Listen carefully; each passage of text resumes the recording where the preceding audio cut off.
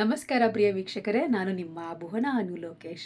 ವೀಕ್ಷಕರೇ, ವಿಜಯದಶಮಿಯ ವಿಶೇಷತೆ ಅನ್ನುವಂತಹದ್ದೇನು, ವಿಜಯದಶಮಿ ಅನ್ನುವಂತಹದ್ದು ಯಾಕೆ ಕರೀತಾರೆ, ಆ ದಿನ ಯಾಕೆ ಇಷ್ಟು ಬಹಳ ಶ್ರೇಷ್ಠವಾಗಿರುವಂತಹ ದಿನ ಅನ್ನುವಂಥದ್ರ ಬಗ್ಗೆ ಕೆಲವೊಂದು ಸಂಗತಿಗಳನ್ನು ನಾನು ನಿಮ್ಮ ಬಳಿ ಹೇಳ್ತಾ ಇದ್ದೇನೆ.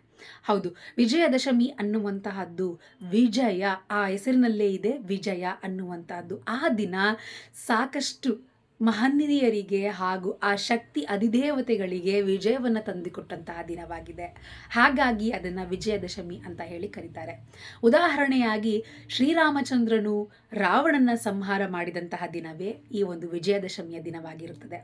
ಹಾಗೆಯೇ ದುಷ್ಟಶಕ್ತಿಗಳನ್ನು ನಾಶ ಮಾಡಿ ಈ ಒಂದು ತನ್ನ ಭಕ್ತರನ್ನು ಕಾಪಾಡಿದಂತಹ ಜಗನ್ಮಾತೆಯಾದಂತಹ ಚಾಮುಂಡೇಶ್ವರಿಯು ರಾಕ್ಷಸರನ್ನು ದುಷ್ಟರನ್ನು ಸಂಹಾರ ಮಾಡಿದಂತಹ ವಿಜಯದ ದಿನವೇ ಈ ಒಂದು ವಿಜಯದಶಮಿ.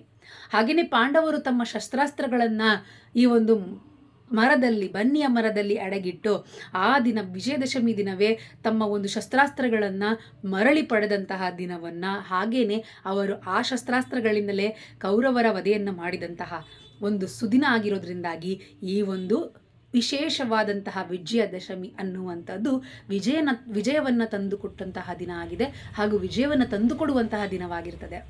ಈ ಒಂದು ನಾಡಿನ ಅಧಿದೇವತೆ ಏನು ಚಾಮುಂಡೇಶ್ವರಿ ತಾಯಿಯ ಒಂದು ಅಂಬಾರಿ ನಡೆಯುವಂತಹ ಈ ಒಂದು ವಿಜಯದ ಸಂಕೇತವಾಗಿ, ಇದರ ಒಂದು ಸೆಲೆಬ್ರೇಷನ್ ಆಗಿ ನಾವು ಇಡೀ ಭಾರತದಾದ್ಯಂತ ಕೂಡ ನಾವು ನೋಡುವಂಥದ್ದು, ಕಂಡುಬರುವಂಥದ್ದು ದಸರಾದ ಸಂಭ್ರಮ. ಕೆಲವು ಪ್ರಾಂತ್ಯಗಳಲ್ಲಿ ಅವರವರ ಆಚರಣೆಗಳ ಅನುಗುಣವಾಗಿ ಈ ಒಂದು ವಿಶೇಷವಾದಂತಹ ವಿಜಯದಶಮಿ ಅನ್ನುವಂಥದ್ದು ಆಚರಣೆಯಲ್ಲಿದೆ. ನಮ್ಮಲ್ಲಿ ಅಂಬಾರಿಯ ಉತ್ಸವ, ಚಾಮುಂಡೇಶ್ವರಿಯ ಪೂಜೆ ಆರಾಧನೆ, ಹಾಗೆಯೇ ಅಡ್ಡಪಲ್ಲಕ್ಕಿಯ ಉತ್ಸವಗಳು, ಈ ರೀತಿಯಾಗಿ ಸಾಕಷ್ಟು ಆಯಾ ಪ್ರಾಂತ್ಯಗಳಲ್ಲಿ ನಡೆಯುವಂತಹದ್ದು ನಮ್ಮ ಕರ್ನಾಟಕದ ಭಾಗಗಳಲ್ಲಿ.